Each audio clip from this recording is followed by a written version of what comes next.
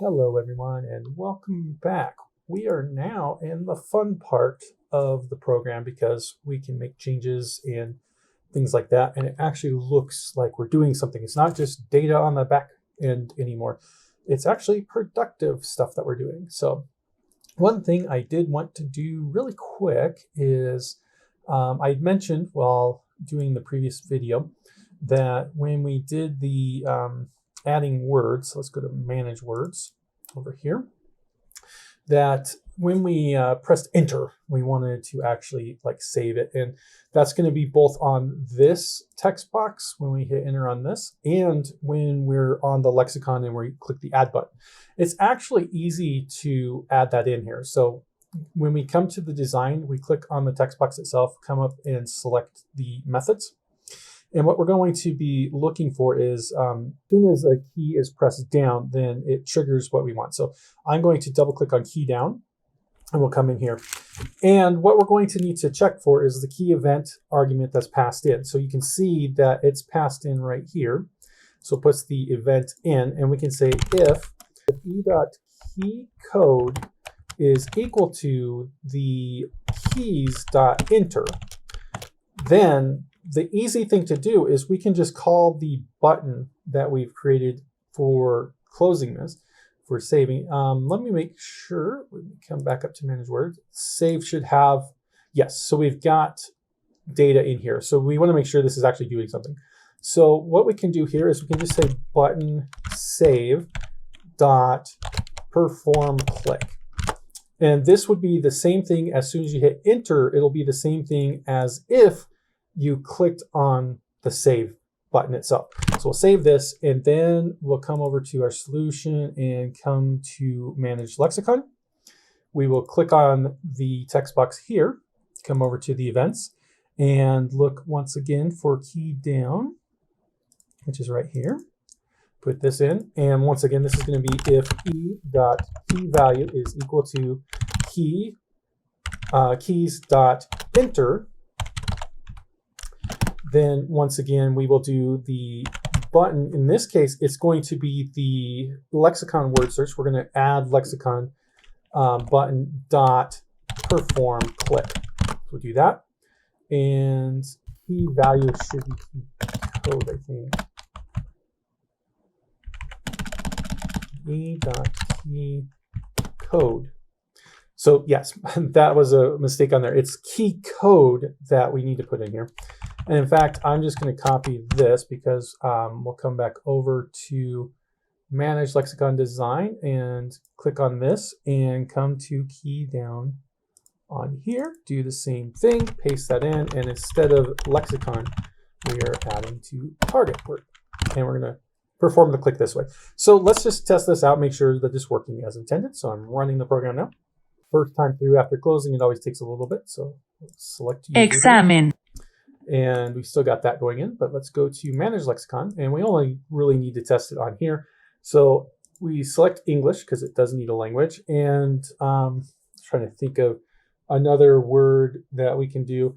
I want to link this over anyway, so for future, let's go ahead and hit that. We hit enter, it comes up. It does make the annoying dinging sound, but it did come up here. I don't have audio for it. If I just hit enter again on here, it works. You can see now this is in the box. It's the same thing as if we clicked there. So I'll see if there's a way to ignore the enter, the little bell sound that happens on the text box when we hit enter.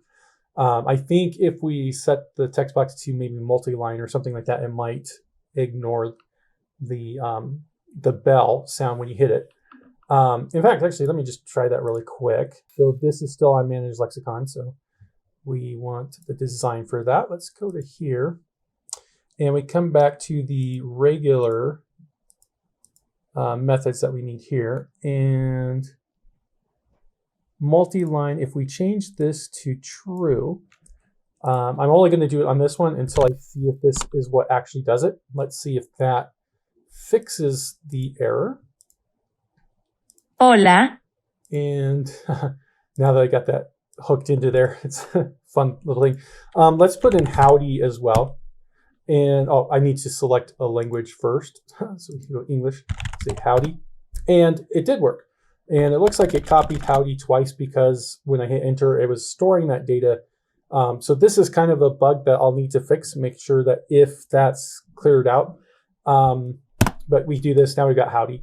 Part of the reason why I wanted to do this is so when we can come over to English like this, then hello can be linked to hi and howdy. And now when we look at hello, it's like this. Now, one thing I'm going to note is I'm not going to link hi itself to any other word.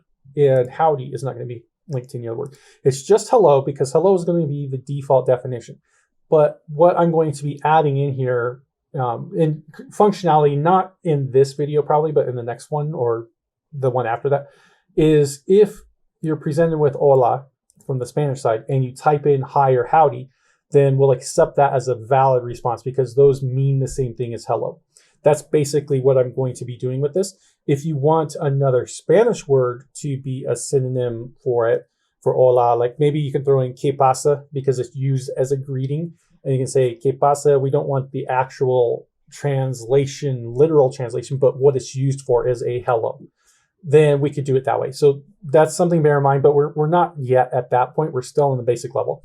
But this is how you can now add in. So changing the line here for multi-line is what we needed to do. So I'll do that on the other box here. So multi-line is right here. There we go. So we'll set that to true as well. Save our changes on this.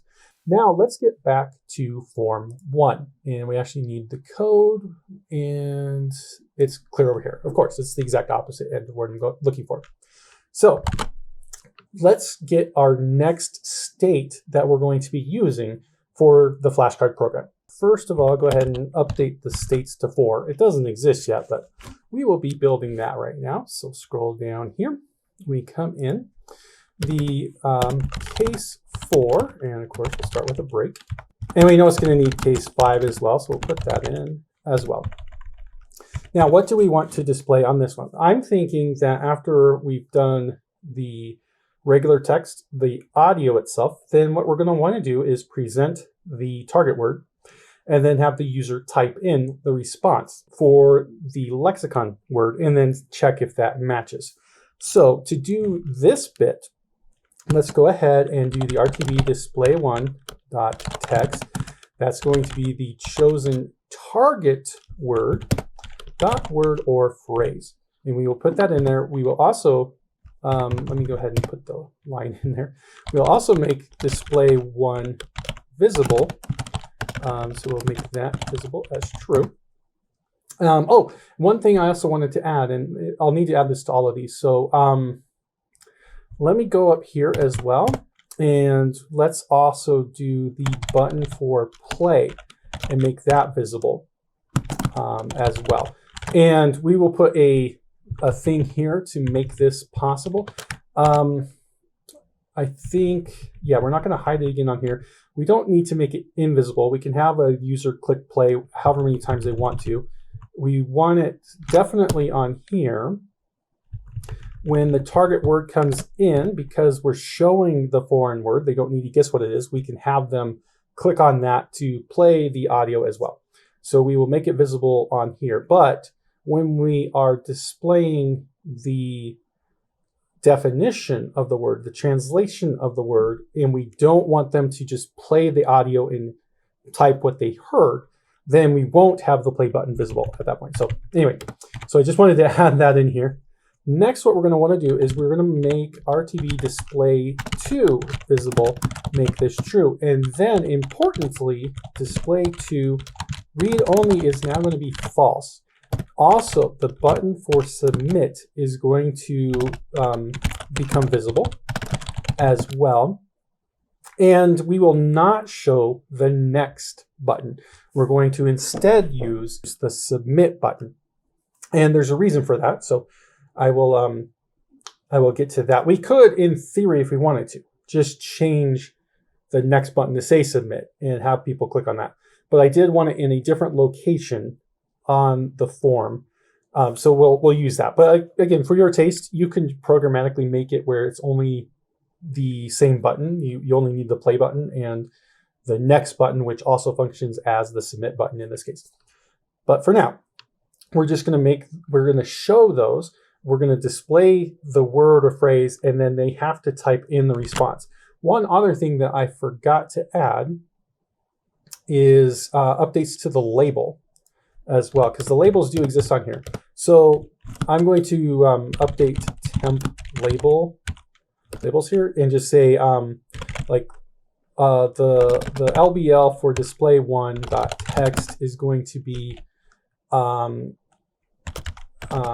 iteration 0. So we will just keep track of what case we're on.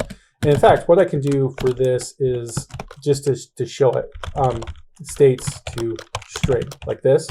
And we'll do label display one visible is true, right? And we can copy this, put it down here as well, because we're going to need to make the label visible for each of these. Each of these does show label 1, and we will include it here as well. And then for label 2, we will actually do the same thing on this case, because label display 2 will show here. Actually, it's not visible on this one, so we will take, make sure what I'm doing here. Let me just undo this. So it will label display 2 will be visible on this one, so we will put 2 in here. It's not going to be visible on here, but it will be visible on here. So we can put this in. And I will be updating this with genuine text later, but this is just to show what's going to be on there. Now, an example for what we're currently on, here's the reason why we might want to do it on here. And I'm going to just add plus enter translation, right? And we'll just put that on here. I'll still keep the iteration just so we're keeping track of it. We don't need that on display 1. So that's not important. But here it's specifically telling the user you need to actually type information. So that way they know. One thing I also want to do here is put RTB display 2, and we're going to make it focused here. So we'll add the focus to that particular control. So the cursor will then appear on that. Then when this is all said and done, after they click submit, it will come back. And so here we need to check if the typed answer was correct. So we will get the value of RTB text here, and we can then check and see, is what the person typed the actual correct answer? So for this, we can say if RTB display 2.text is equal to the chosen lexicon word dot word or phrase, then we can update the RTB display 1 text, and we will actually use this append text here. So we're going to add to it, and we'll add in a new line and then type correct. Right, so we'll put it that way. And if that's not right, then what we'll do is put RTB display, we want display 1 text to be updated like that. We will append text, and we will say the \n incorrect.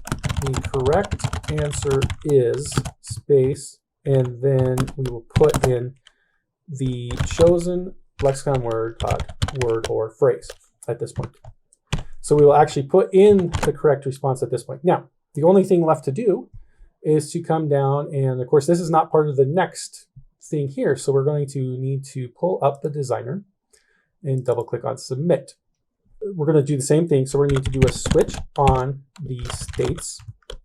And in this case, it's going to be if case 4 will break, and then for default, we will break as well. And I need the semicolon for that to work correctly.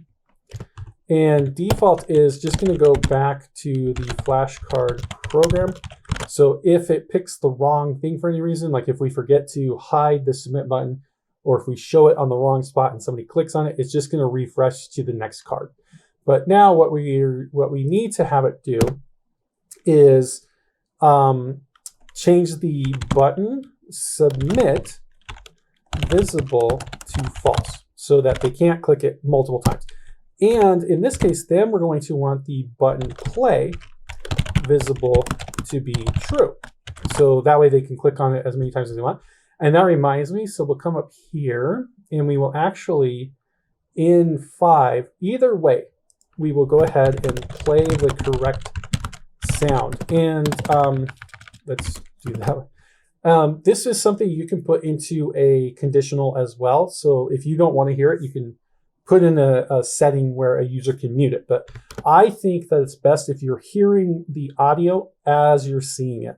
So what we will do here is play, not button play. We want to do fcp.play audio file. And it's going to be the chosen target word dot audio file. That's what we're going to have play here.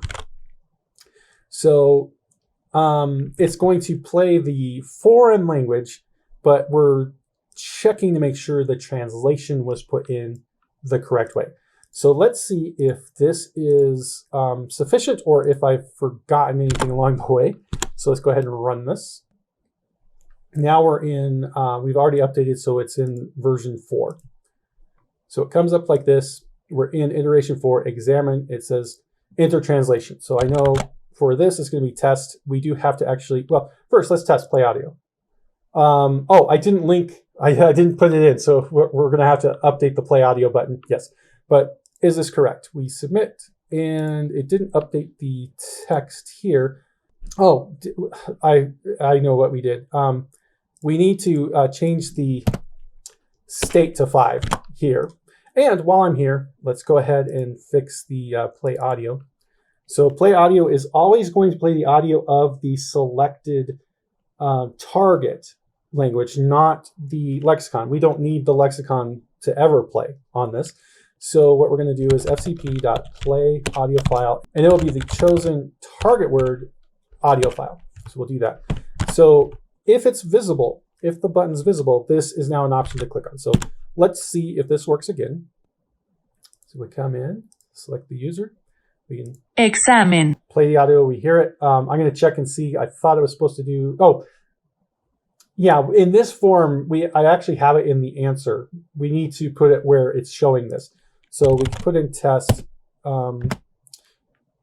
click submit, and it still doesn't have that. I forgot. This is the thing, I get ahead of myself sometimes. So let's come back over here.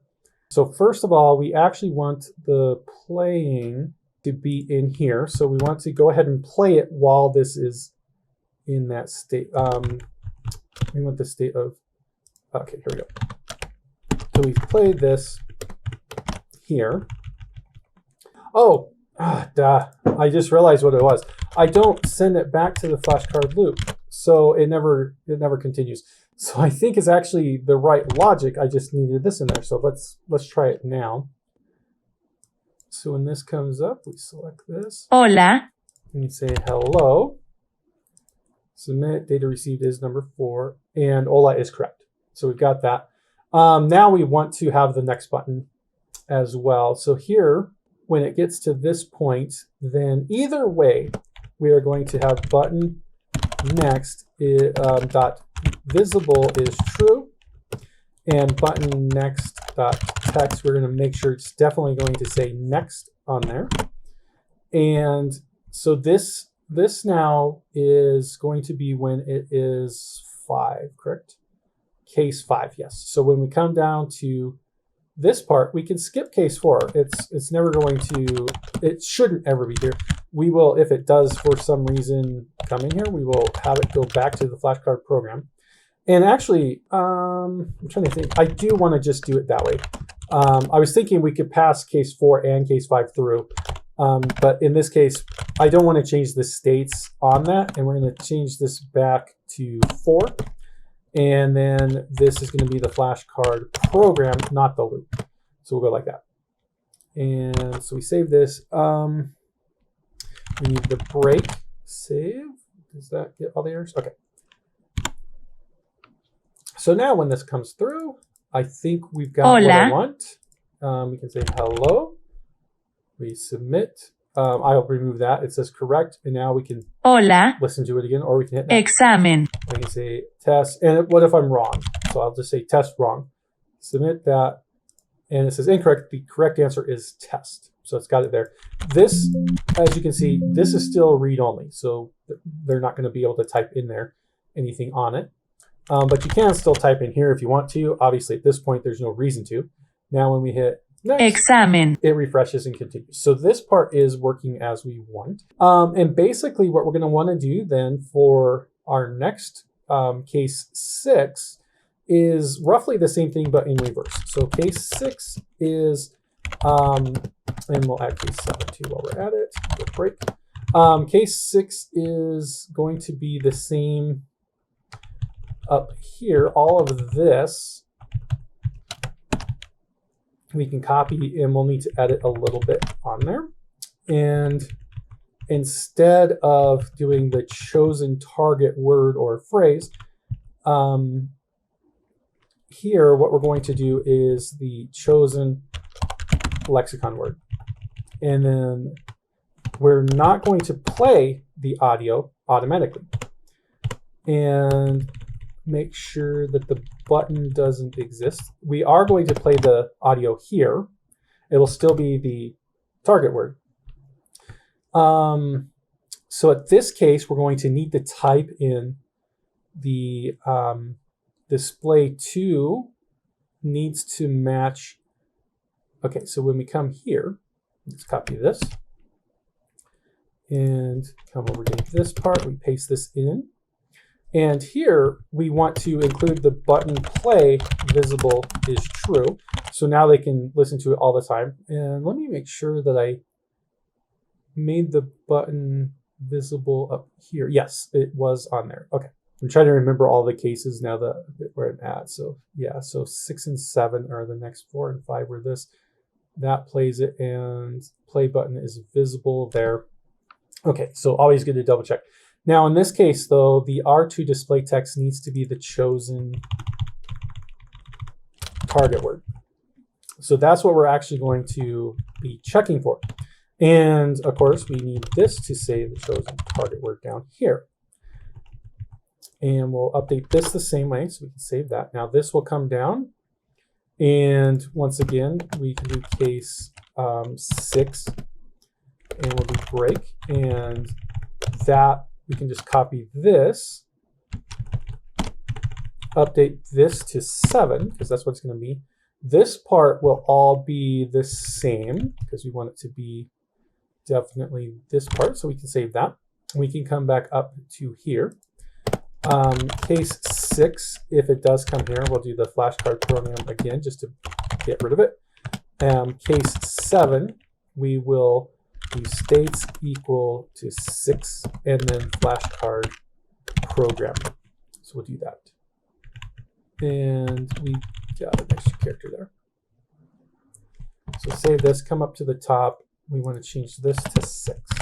Save this. Now let's run this. I have an error somewhere. Oh, I didn't put a break in here. So now let's try this. So now when we come in here, it shouldn't say hola. We want to hide this button. Hola. Because I can just click that and then go, oh, it's hola. So that's why we want to hide it. Hola. But correct. Let me correct a few things on here. So first of all, the message box, we don't need this anymore because we've debugged. Secondly, let's come up here, and the button play visible should not be made visible. So we'll close that out. So save.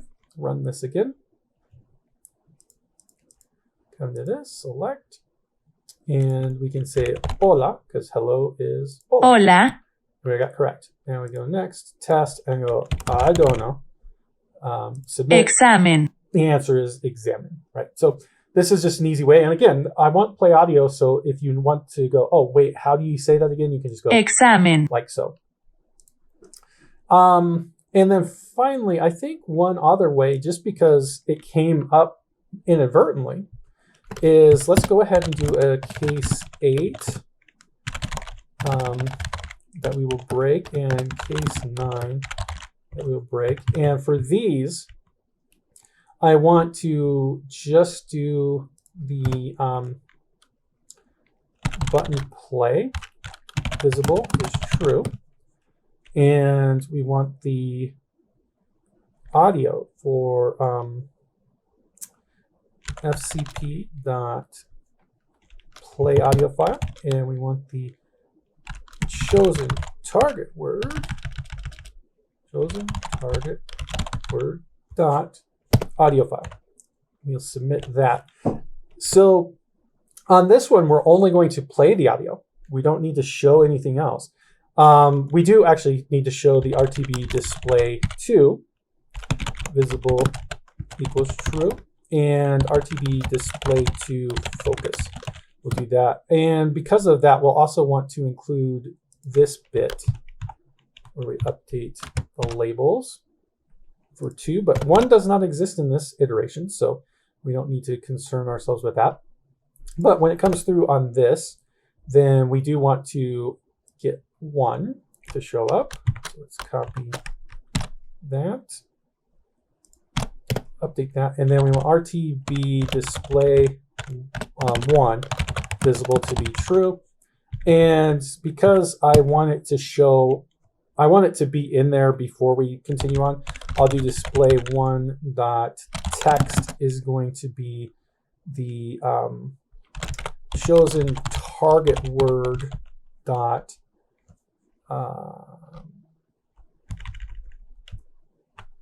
dot word or phrase. So we'll put that in there. And then at this point down here, when we do the check here, so we're going to just do all of this actually should be the same. Copy that. So at this point, hit the wrong button. Go like so. We play the audio like before, and we want this to be the chosen lexicon word and the chosen lexicon word. And this should be 8, so let me come up to here. I know I still need to update the next and submit button, so let's come down here. So use 8, we're going to do states equals 9. The rest of this copy, paste, and break. And I didn't mean to say user. We actually want case. Put the wrong thing in there. So we'll put that in, and we'll come up to here, and case 8. If it hits here, we'll once again just do Flashcard Program to kick it back. Do our break, and then case 9, we will do states equal 8 and Flashcard Program. Like so. Follow with a break. Okay. Now let's see if this works the way that I was envisioning it. Always have to test. So come in here. Hola. So we got hola, and then we didn't make this. We didn't make that typable. So coming down here.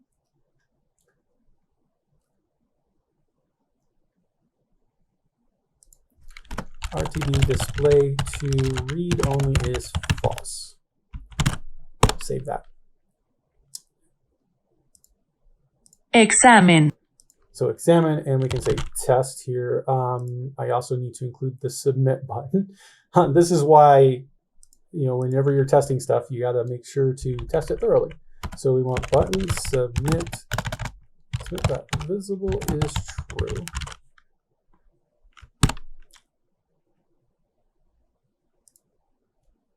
Examen. We say test. Examen. Correct. Examen. Next, set that Examen. correct. That's Hola. hola, and we'll say hello. Hola. So, now, there's a couple of things that we still need to consider when we're typing in stuff. So let me just show a quick example. So if we come in here, Examen. and what if we type test in all caps? If we submit that, Examen. it's going to say it's incorrect. So this is a point where you have to make a determination. is the word case sensitive or not? If it's not case sensitive, then what I would recommend is when we are doing our tests down here, then what we could do is just say to lower and put to lower on both of these. So we make everything lowercase when we're testing it. And that's what I'm going to do here, because I'm going to assume that it's not case sensitive. But some languages do have extreme rules when it comes to whether a word is capitalized or not. I think I put too much on that. Let's go there. Okay. So now if we do this, examen, we can just say test, submit, examen, and it's still correct, right? So that's one thing to do. If you don't want to do that, then you either will need to go into the lexicon and link all the different variations of capitalizations that you want to have valid to the same word. And then when we get to the functionality of checking through the synonyms, you can include those as alternatives that you will check through. Or we can even add a flag that toggles whether you want a case to be enforced or not. If we're putting in a sentence, for example, you might want to enforce case, so the first letter is capitalized.